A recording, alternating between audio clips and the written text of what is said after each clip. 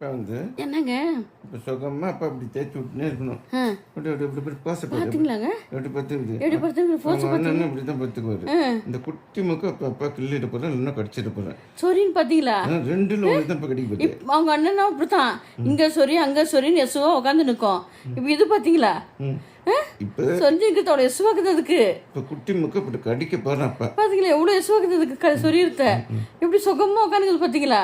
பத்து உட்காந்துக்கிற ஸ்டைலை பாருங்க.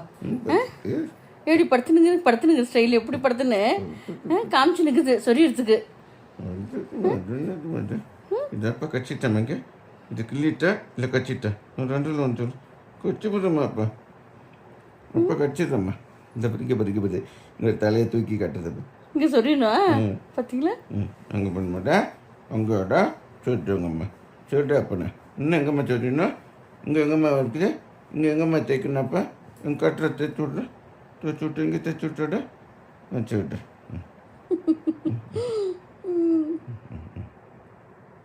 அங்கே பாரு படுத்துருக்க ஸ்டைலில் பறிச்சு இங்கே பாரு ரெண்டு காலையை தூக்கிட்டு வச்சுக்கின்னு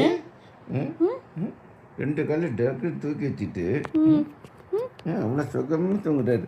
அவ்வளோ சுகமாக யார்கிட்ட இப்படி படுக்குதா அங்கே பாருங்க. ஒரு நாள்கிட்ட அப்படி படுக்கிறது இல்லை. அவங்க அக்காட்ட படுக்குது அப்புறம் அப்பாட்ட படுக்குது. அப்பாட்ட தான் படுக்குது வேறு யார்ட்டும் படுக்குது.